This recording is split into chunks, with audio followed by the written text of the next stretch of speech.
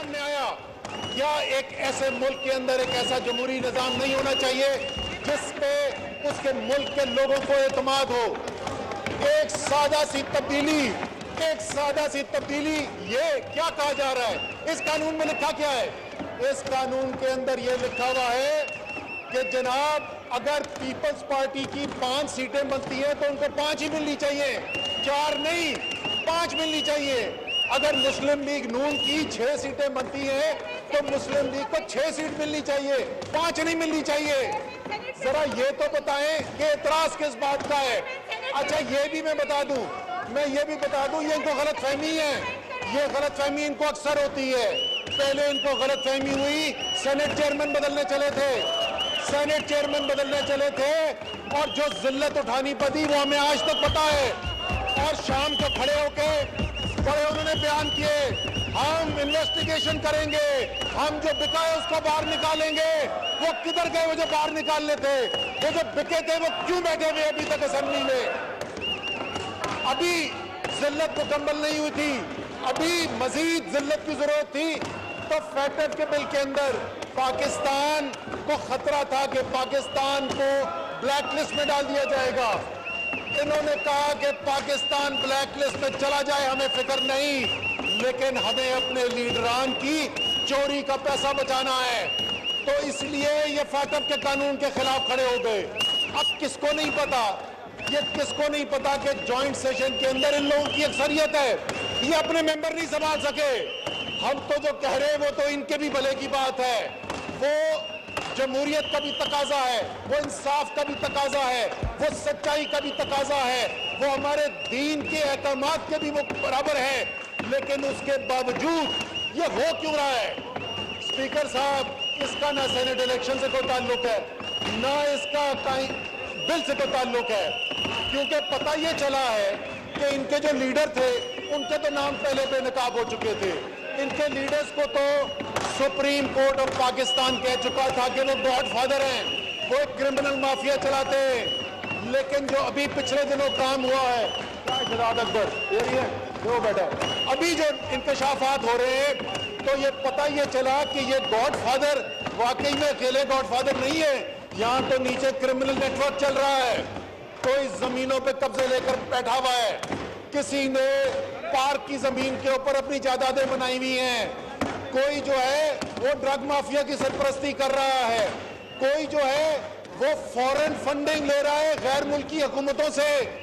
اب ہمیں تو پتہ نہیں، ہم تو موجود نہیں تھے وہاں پہ، ہمیں تو بڑے ہی معتبر لیڈر، بڑے سینئر رہنما ہیں، انہوں نے ہمیں بتایا۔ اس دن حافظ حسین احمد اسپیکر صاحب آپ نے بھی شاید دیکھا ہو، انہوں نے کہا، ان سے پوچھا اینکر نے کہ جب آپ کو یہ پتا تھا تو آپ نے اس وقت مولانا فضل الرحمان سے نہیں پوچھا، آپ نے آج کیوں سوال ریز کیا ہے؟ تو انہوں نے کہا جی ہم نے پوچھا تھا۔ انہوں نے کہا اچھا پھر کیا کہا مولانا نے؟ انہوں نے کہا مولانا نے رونا شروع کر دیا۔ اب یہ بھی جو ہے یہ رونے کی آوازیں ہیں، یہ جو چیخیں سنائی دے رہی ہے، یہ اس لیے زیادہ دل سے نکل رہی ہے کہ معاملہ اب آصف زرداری اور نواز شریف اور شہباز شریف پر نہیں رک رہا، اب معاملہ ان حواریوں تک بھی پہنچ رہا ہے جنہوں نے کالا پیسہ بنایا، الیکشن کے اندر فنڈنگ کی اور اب وہ پیسہ ریکور کرنا چاہتے ہیں۔ یہ سمجھنے کی بات ہے عوام کے لیے کہ یہ جو میں داستان بتا رہا ہوں، یہ جو کالا پیسہ خرچ کر کے الیکشن لے جیت کے آئے ہیں، اس کا سینٹ کے الیکشن سے کیا تعلق ہے؟ جناب اسپیکر یہ پاکستان کے عوام کو سمجھنے کی ضرورت ہے۔ یہی انہوں نے نظام بنایا ہوا ہے، یہاں ان کو موقع ملتا ہے، یہاں ایم پی ایس کو ایم این ایس کو موقع ملتا ہے کہ جو ادھر کالا پیسہ بنا کے خرچ کیا تھا الیکشن میں اس پر کمائی کی جائے۔ یہ ان کی دہاڑی بند ہو رہی ہے۔ اب شاہ محمود صاحب ان کو ویبینار کرنا تھا، وہ چلے گئے۔ اب شاہ صاحب کو یہ بات پرسنلی نہیں لینی چاہیے، یہ کوئی شاہ صاحب کے خلاف تھوڑی بات کر رہے ہیں، لیکن آپ ایک قانون لے کے آئے جس میں لوگوں کی M P S M N S کی دہاڑی بند کر دیں، جس میں بکرا منڈی لگنی بند کر دیں، جس میں جو قیمت لگتی ہے وہ قیمت لگنی بند کر دیں، تو بیچاروں کا گزر بسر کیسے ہوگا؟ تو ان کا غصہ جو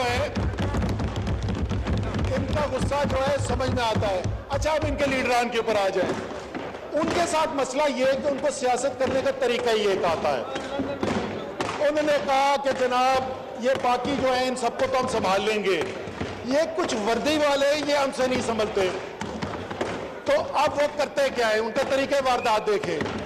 एक दिन जनाब वो पहुंच गए जनरल आसिफ नवाज जंजुआ के घर, उनको बुलाया और उन्होंने कहा जी ये BMW की चाबी है, हम आपके लिए लेके आए। आर्मी चीफ को रिश्वत देने की कोशिश की, नहीं चली रिश्वत। फिर उसके बाद इन्होंने कहा कि अच्छा अगर रिश्वत नहीं तक चलती तो चले फिर हमको दोस्त धमकी करते हैं। तो इन्होंने गैर मुल्की ताकतों के साथ मिलकर